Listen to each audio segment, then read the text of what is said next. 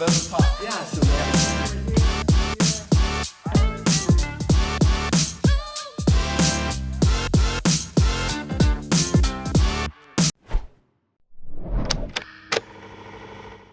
Hey everyone, welcome to the VezaTalks podcast. I'm your host, Stefan Katanik, and today I have with me Dave Barnes, the founder and creative director of Charette. Welcome, Dave. Yeah, thanks for having me. Appreciate it. No problem, man. Yeah. Of course, I've been wanting to talk to you on a podcast for the last couple of months now. You know, we started this initiative a couple months ago with the idea to give the youth in marketing ideas, inspiration of, you know, how to actually run an agency, how to be a good marketer, how to be a good creative, and always give value to your customers and your clients, right? And Right. for us, it was really something new because we haven't done this before. I mean, I've been a guest on podcasts before, but starting our own podcast, we were a little confused with the intention early on, and we just wanted to say, you know what, our people need education from other people. Their teams probably need education from other creatives. So let's start the VezaTalks podcast. We talk about creativity, we talk about leadership, we talk about marketing, we talk about, you know, some key lessons that you learned in your career that, you know, young people my millennial age can learn. So yeah, I think you bring definitely a lot of experience, and you're someone who I look up to in many different ways, and I think you bring a lot of value to your clients, and I wanna learn from you directly and be a reflection of, you know, some of your key lessons in your career. Great. Well, yeah, it's been great getting to know you since we met at the Cannes Lions last summer. It was awesome. I saw you across the room. I was like, I got to meet that guy. And you were so bright, and just the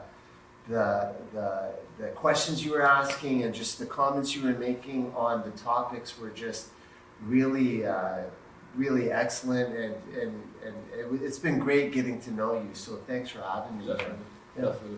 So, you know, what are you doing right now, and how did you get to that point? You obviously, you got one or two wrinkles more than me, so that's all experience. I got a couple wrinkles, yeah, but that's okay. They're all loved. They're all earned.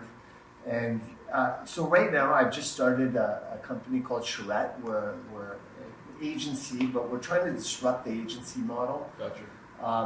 A bit of a hybrid agency, very much kind of stripped down and highly tuned with a little street cred, a bit like this bike behind us.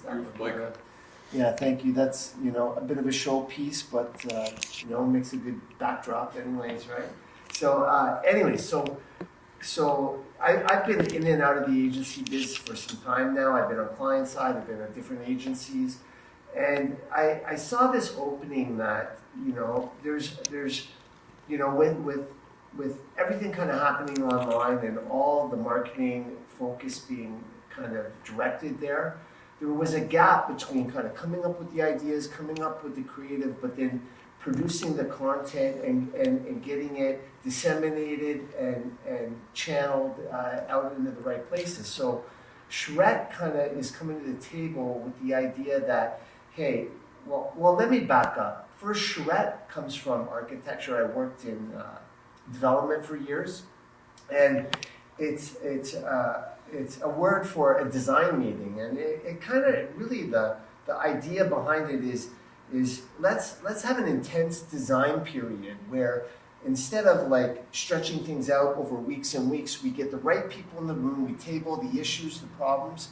and then we have a charrette where we really dig deep and make some decisions in rapid succession, so we can compress the timelines, we can save people time and money, and kind of get to the solutions and outcomes quicker. You know, everything just takes so long. There's so many meetings. There's meetings with, you know, who's been in a marketing meeting? You're like, what are all these people doing? Like, am I paying for all these people when you're on the client side? And things, they take weeks to happen. You know, branding takes months. You know, projects, campaigns, sometimes, you know, they stretch on from Q1 to Q2 and so on. So our idea is, let's get the right teams together. Let's get the right clients with kind of the drive to kind of to break through kind of the status quo and the old way of doing things, and really kind of truncate the timelines, compress the budgets, and get better outcomes. Yeah. So to me, it sounds like you're moving away from the traditional agency model and more towards a growth partner model, where 100%. You partner up with the client.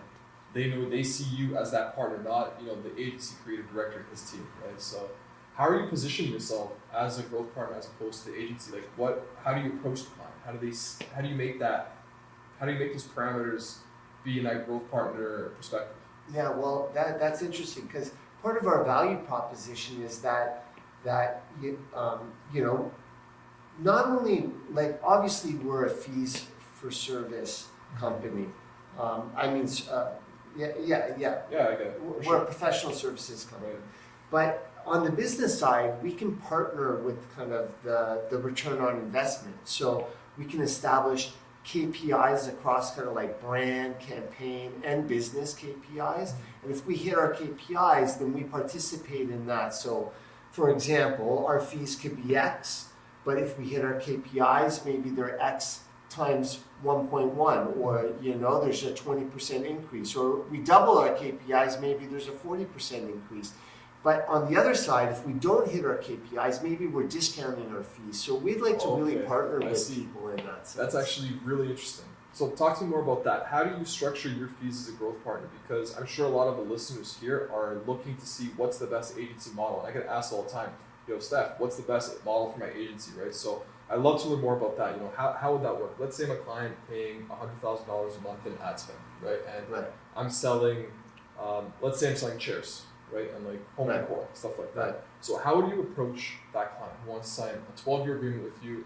You have your pricing model and you want to make it as competitive as you can, but you also want to show them that you have their best incentives aligned with your incentives. So how do you approach that? So I think we'd scrape the historical kind of KPIs to see where they are at a baseline across like brand, campaign, and business, like in terms of their revenue, in terms of their impressions, in terms of and brand attributes, like how people look at the brand, what feelings they evoke, what the general sentiment about the brand is. We'd establish those baseline KPIs, and then basically we're trying to up those. We're trying to improve those. So the more that we can elevate those KPIs, those end results, those outcomes, really our fees should be geared to that. Because why should we get paid our full fees, which can be $100,000 a year? It's substantial. If we're going to make our recommendations, the client's going to take them, but then say we don't improve the KPI, say we don't hit our benchmarks. Like, we should be, if we're going to participate in the upside, then we should also be participating in the risk. So how would that be modeled? So let's say your fee is $100,000 for the year. If you hit this benchmark of KPIs of return ad spend of, like, let's say 2.5x, if you get 2.7, 3, your fee would increase, or? Yeah, 100%, exactly. Okay. So there would be a baseline fee and then a fee for performance. Got you. Right? So if we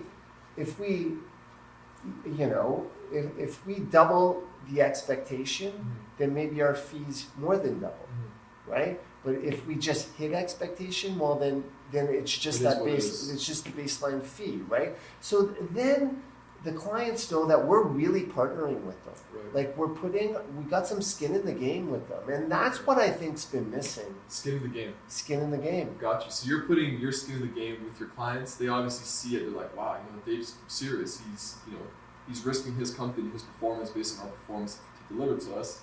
Most employees wouldn't do that.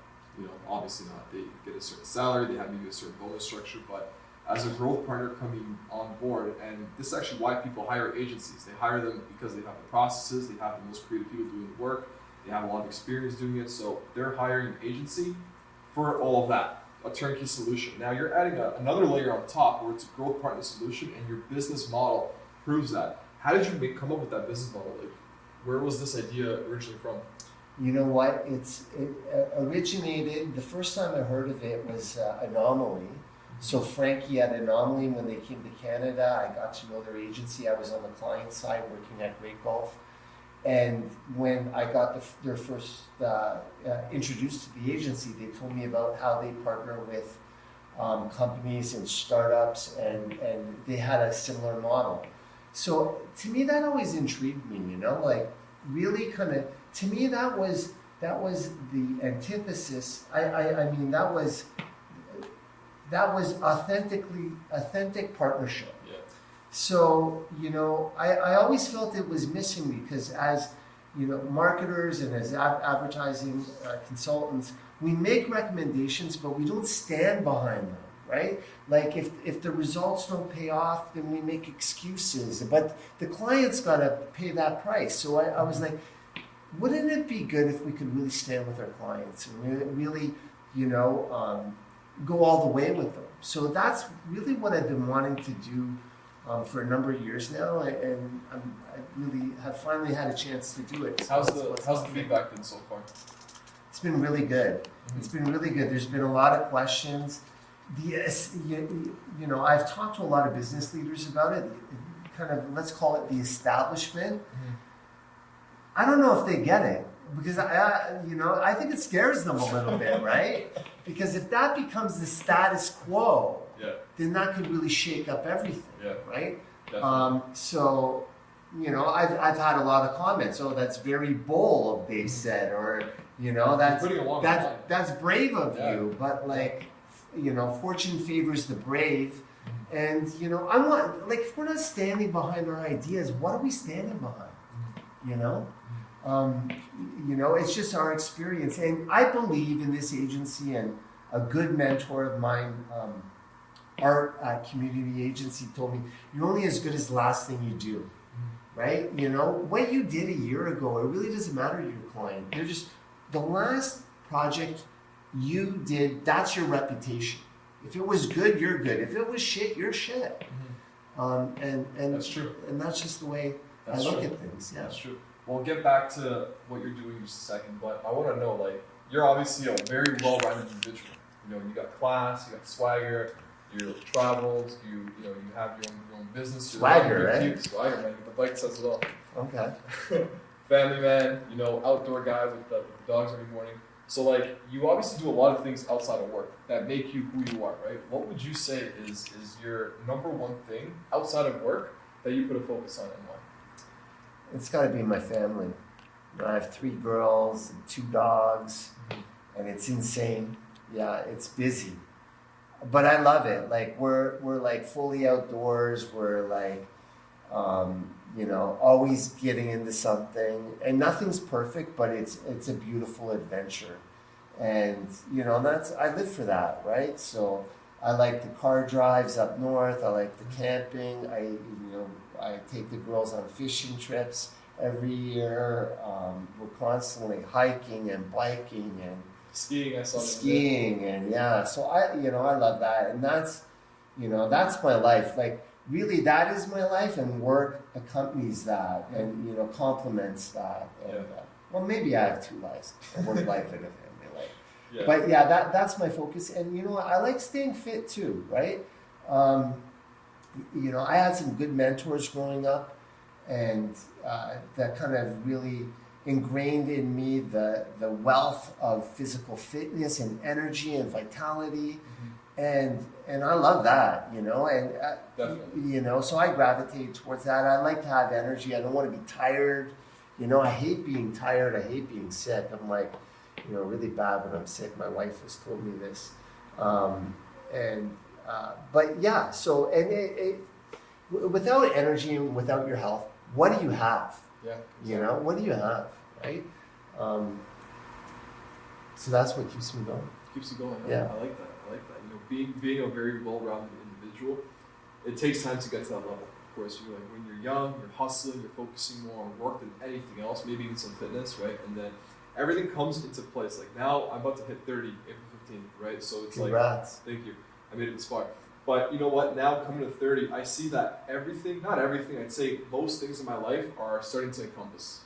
They're starting to gravitate more towards who I am. Everything from from a business standpoint, from a social standpoint, my relationships with people around me, basically my health, my going to the gym, traveling, getting experience. Now I'm 30, I'm like, wow, I feel like now I'm about to hit my prime in the 30s, whereas when I was growing up, I always thought, the prime for a guy is 24, 25, 26, but I don't think so, man. What do you think about that? I think if you're doing it right, your prime is every year you're in. I like that. Okay. Like every year you're in your prime. You know, like if you're doing it right, it just gets better. Mm-hmm. And the people who make excuses, they're just not doing it right. They're making excuses for that, right? Okay. Because even right now, you know, without hubris, without bragging, I'm probably in better shape than most 20-year-olds, mm-hmm. right? And that's just even with maintenance. And I feel like my physical age and the way I feel is hasn't changed in a couple decades. You know, I feel exactly the same mm-hmm. as I did, you know, a little more tired, a little more responsibility, a little more weighed down by life at times, but physically and mentally, you know, things haven't changed in a long, long time. And I think that's the way, I think that's when you know you're doing it right. Mm-hmm. So you're doing it right now outside of work. So do you feel that because you have it all together outside of work, that gives you creativity to do what you do at Shiraz? It gives you it gives you the energy, mm-hmm. it gives you the mental freeboard, the freedom, you know, the space to create.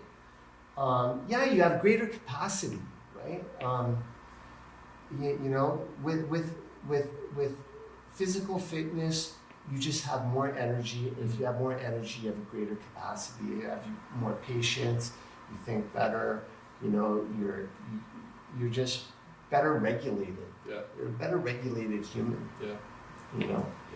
Yeah. And the best thing about it is there's no trick. It's just about lifestyle. It's about ingraining a lifestyle, a habit into your life. Like if I don't run or do something, you know, you feel out of sync. Like I go kind of crazy. Mm-hmm. Like if my wife and I are kind of, you know, getting a little crusty with each other, she's like, I think you need to run. I'd be like, yeah, you're probably right, and I'll come back a new person. And that's something I've been doing for years, and it's just a lifestyle, mm-hmm. you know? It's people are like, they hum and they haw, and I tell everyone, the hardest part of the run is the first 3 feet out the door. Once you're out the door, you're in the zone, right? And then people also don't like running because they don't want to be alone with their own thoughts, mm-hmm. right? Because you're definitely alone with your own thoughts. So I tell everyone, running is a mental exercise more than a physical one. It's got physical benefits, but it's a mental exercise for me, anyways. And it's just something, you know. It's just you know, it's a habit to pick up. It's worth the investment, and once you pick it up, it pays dividends your entire life. Mm-hmm. So, what does your team know about you when it comes to key lessons and the kind of guy you were? Like, how do you inspire them positively to do the best? You know what? I like to believe in them. Mm-hmm. I like to let them run with their own ideas. Okay. And first of all, like at Charette, we only hire people that we actually are in love with, that we think are unbelievable. Mm-hmm. And that was the other model for Charette. It's like really get the right people at the table. Like sometimes these bloated agencies, they have filler people, and I never want to become one of those agencies where we just need kind of bodies to push work along. We want to be concentrated, we want to be lean, we want to be mean and like ready to take action. And so we've kind of hired with, you know, based on that principle. And but yeah, we want people that have their own opinions, creative ideas. They're doers. We only hire doers, and people that want to learn. And we hire by attitude. Everything else is teachable. You cannot teach a good attitude, right? And so those are the things we look for, and we really want to inspire. Like what's good for them is good for us, even if it's going somewhere else. You know, even if it's taking another job, even if it's taking time off. If it's empowering them, if it's good for them, it's good for us. And that's it. And we also think, you know, a good idea can come from anywhere. It doesn't matter what your title is. It's like, gotcha. Right? I have a question for you. So how do you feel and what do you think about if an employee comes to you and says, hey, Mr. Barnes, I'd like to take 3 or 4 months sabbatical because I'm overwhelmed, overworked, and I just feel exhausted. How would you approach this situation? I think without a doubt they should take it.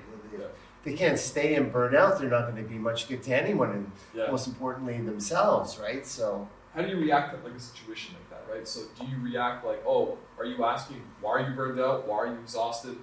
Do you want to know like? no, I would just react probably. I would just say, yeah, that sounds great, because if they're coming to me with that, I think they probably already thought that all Decided. through on their end, Right. and then I can get the backstory after. Right. I make decisions pretty quick. Mm-hmm. Sometimes to a fault, but I think it's better to make a decision quick and then come back and change it than to take too long with them and drag it out. I agree with that. And sometimes my team doesn't like it when I make decisions really quickly because sometimes I can make a decision so fast without thinking of the consequences. And it's happened a couple of times where it came back to bite me, right? But you learn from experience, you learn how to weigh your options and the weight of your decisions. And I've gotten definitely better at that, right? So someone like you in your position now, how do you approach decision making? Well, It's a loaded question. but that's a good question. yeah. Decisions that I think I can make instantly, I do. I try to keep things off my plate. If I can do it in 2 minutes, I do it quick. If I already have a gut answer. So is it that? Is it the gut or is it Yeah, a lot of logic? times. Sometimes I overthink bigger decisions, and I've never seen the benefit of that, though it's something I tend to do, and I'm trying to get out of the habit. But some decisions take a certain amount of consideration and deliberation, but there becomes a point where there's diminishing returns on that. So take in all the information, talk to a couple people, but to get maybe a different perspective or some context, but then make the decision that's right for you and go with it. Because then you're going to build up more trust within your own decision making and your process, and that's the name of the game. And your team too, like the people that you work with, right? Not on the client side, but more on the agency side. How are they approaching their decision making skills? Are they doing it with what would they do in the situation, or what's best for the agency at this time? You know what? I think in many cases that they're so woven into the agency culture that what's good for them is good for the agency, right? So I like people to kind of trust their own instincts. I want them to. I think that's what building a company is all about. I can kind of like create the form, but they're going to shape it. Gotcha. I bring the clay, but it gets shaped by the people around it. So I just like to put the opportunities and bring people together. I think I'm a connector, but what they make, I want them to. Connector. You said something really cool. Connector, right? And that's what Veza means, to connect, right? So connecting. You want to connect opportunities to people. When it comes to opportunities, what are your opportunities where you decide right away, yep, I want it, or yeah, you know what, I don't want it. So what are the ideal opportunities for your people? Knowing your people, knowing what your core competency is, like what are these opportunities you always say yes to 9 times out of 10? That's a good question. I think partnerships, like partnering with good companies like Veza or people who are innovative, I'm always interested in investing time and money and resources into other companies that really we share a common vision, or we have some values, or even we just like each other. We spend so much time working. I used to tell my teams that, at some of the other leadership positions I've had, I'd be like, I spend more time with you than I do with my own family, right? And let's like each other. And I really believe that is one of the most important aspects of the company, that you like the people you're working with and you develop those strong relationships with them.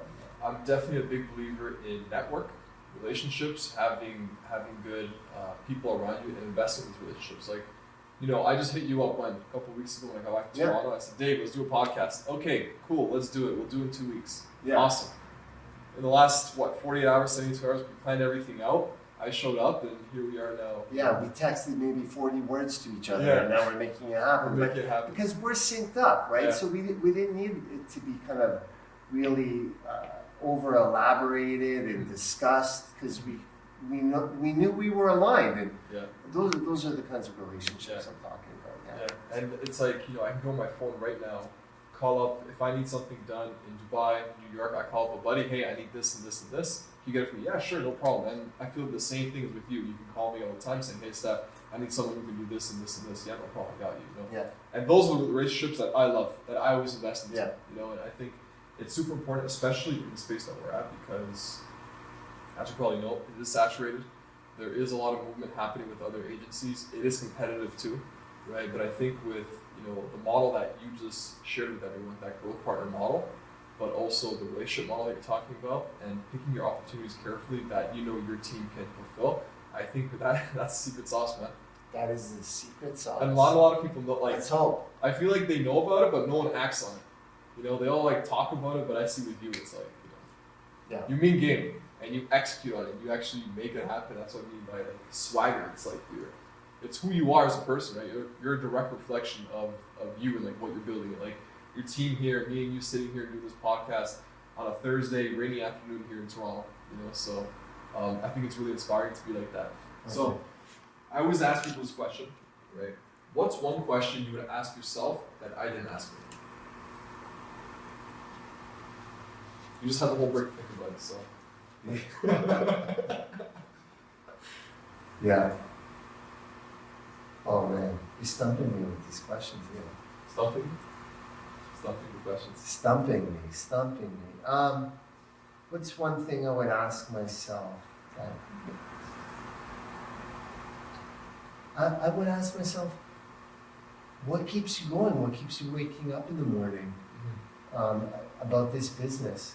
Because I think this is the best business in the world. It's a true adventure of a business. It changes every day. You're dealing with different businesses, different problems, different people.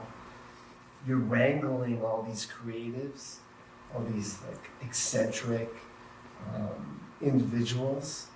And, to me, creating something from an idea, coming up with an idea, and then producing it and making something and bringing value that way is the best thing ever. And I love it. And to this day, I love it. Big clients, small clients, doesn't matter. If you produce results, if you help give them something that they didn't even think was possible, because you saw something in their business or in them or in an opportunity they didn't see, and you bring that to the table, and you see how it changes their business or their life, or puts value on the table, helps people's careers. It's amazing. It's a great feeling. So, we're in the best business, creating, making things, fun things, interesting things, things that just create value. It's the best business ever. You're an agent of change for other people. Agent of change for other people, exactly. Yeah, you're making it happen. Yeah, because people are too close to their own situations, right? So when you bring in a company like ours, we have a more objective opinion, and we're looking for the good. And sometimes the good, it's become commonplace to you or our clients, and it just goes overlooked. And then we see them and we go, what about this? And they're like, oh, that's nothing. We're like, no, that's amazing. That is the story. Mm-hmm. And then when we show them how that can be leveraged or brought out, and then that's when the trust forms too. And especially when you start building trust with the client, that's when the real greatness can happen. Because until you have that trust, it's very hard to take risks with somebody, right? And without any risks, there's no reward. Right. That's amazing. That's a really good answer to your own question. What would you ask yourself? So, you wake up every morning with a purpose to be a change agent for other people and build that relationship and that trust. Yeah, and see the best in them. Bring the best out. Inspire them. Pull it out. Give them energy, Mm-hmm. I had this, my old boss, again, Art Mandelis, I bring him up a lot. Community agency, excellent agency.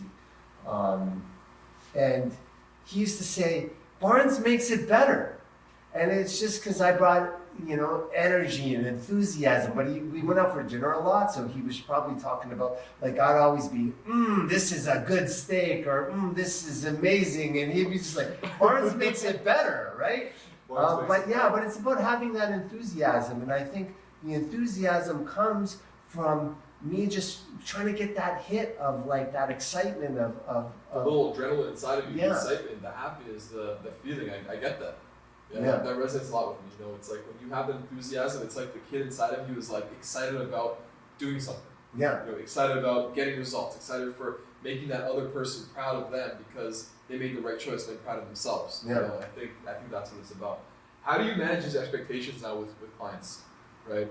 How do you manage the expectation of like, they're expecting this result, right? You might be close to the result, or you might be far off of it. How do you approach, expectation management? Like, what's your one-on-one lesson around that? Managing expectations is I tell my team a lot, it's one of the most important things. Well, I think from an account management standpoint, it's just making sure you're on top of what's happening next. I think, I think that ball gets dropped a lot and I think in some of the bigger, better agencies, it doesn't get dropped, but I see in some of the smaller agencies I've been part of, that ball gets dropped a lot. So it's like echoing back next steps from a meeting, as simple as that, in an email or in a Slack message, just to let everyone know, hey, this is the next play that's happening. I see that not transpiring in a lot of meetings I've been in, but just making sure that you're leading the client along the way, like that builds trust, and that builds trust with them, and also builds respect because they see you as the authority. You're kind of leading the play.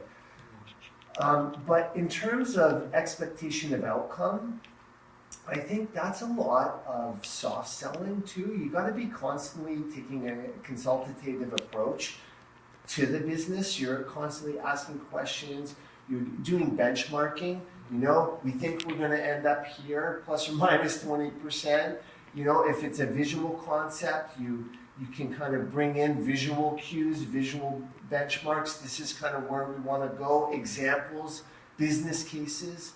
This is the direction we're going in, so that you're giving them some really rich material to understand where you're going, especially creatively, because a lot of clients, they don't speak creative speak, so you need to kind of show them.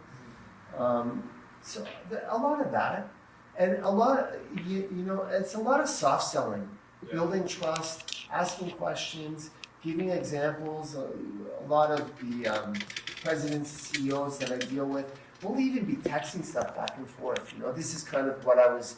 I mentioned something in a meeting the other day. This is kind of and bringing context to the conversation.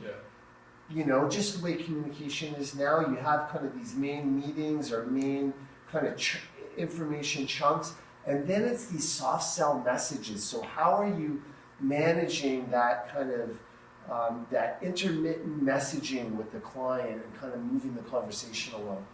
I remember we were in Cannes, the Lions Festival of Creativity, and we had the day we met, that little workshop. It was me, it was you, it was 3 or 4 other individuals, and I forget how it was. I think she was saying, if you were to re-innovate the agency model, what would it be? And we got together, and ours was... We said get rid of Slack. Was it get rid of Slack? It was something else as well. There was get rid of Slack, and then there was get rid of account managers or project managers, something like that. Yeah. I think it was the account managers. We wanted to get rid of these account managers because we felt like they were transactional. Yeah. Right? I think that's what. Yeah. That was like a long time ago. Yeah. I think if not even get rid of them, but improve them, become hybrids. It's like at Charette, at our place, all account managers. They're involved in the projects, right? Well, they have some creative chops too. Okay. They're good writers, they're good thinkers, they're strategists, they're social media people. So they're bringing more to the conversation. Like they're just saying, hey, this is what we did. Exactly. They're not just taking notes. Are you taking lead on projects as well? you as the creative director? How does that work? You know what? The way that we're building our business is I'm really standing behind the work. Okay. So I'll be involved in the onset, in the vision setting, getting the team together, managing the communication with kind of some of the key stakeholders. But I'm really letting my team kind of run with the work, and I'm just setting the bar where it needs to be, and then checking in to make sure it gets there. So, gotcha. I like that. That's a really good growth partner model, and that's actually something now where what I want to grow into at my agency. I myself want to be not just a CEO, but a growth partner in helping our top clients like with their growth marketing plans, right? Like we have a lot of B2B SaaS companies that just got funding, and normally they're tech or finance founded, like the CEOs, right? And so they don't have a disposition or that much knowledge when it comes to marketing. So I want to be that guy that they text at 1200 night saying, "Steph, I have an idea. What do you think?" And I'm trying to get to that level now. I'm trying to elevate my game with marketing, brushing up on a lot of skills. I'm trying to learn from different mentors like yourself at this point right now. It's like, how do I position myself as a growth partner and move away from that CEO role? Like, what advice would you have for me? Take risks and put your money where your mouth is, right? Because, once you got the skin in the game and they see you as a partner, you're going to get a lot more calls, right? Because they might have gaps in their funding or their abilities, and there's a great opportunity. It's a little bit out of reach, but if we had a partner like Veza that could come to the table and kind of bring their chops, well, maybe we can put it together. Now you're going to get that call. Yeah. So stay behind my work. Actually, stay behind that work, not just like the actual brand Veza. I get it. Stand behind the outcomes. Because then you're really in the game, right? And you're going to get those more entrepreneurial calls, those like venture calls, those like new biz calls, those like. Gotcha. That's good. That's really good insight. And that's one of the things that now, as I'm making this transition period in Q2, I'm going to take on 2 or 3 projects that I basically own as a growth partner. I'm leading my creative team to deliver a certain result. I'm structuring different deals. Actually, what you said about that incentive program skin in the game, I'm going to try that out. I think that's going to be, my first time doing something like this, but I'm going to try it out and let you know how it goes. Yeah, that's great. And, I think you'll find that business leaders will be very receptive to that, especially on the client side, because that's just, they might be a little skeptical because it's a new model, but like there's lots of new, like the old structures are falling down and new models are springing up. So you want to be one of those agencies and one of those partners that are bringing new ways of doing business to the table. Yeah. Got you. This has been really great, Dave. Yeah, awesome. I'm really happy to. Thank you. Thanks for coming. We'll do it again. For sure. Yeah.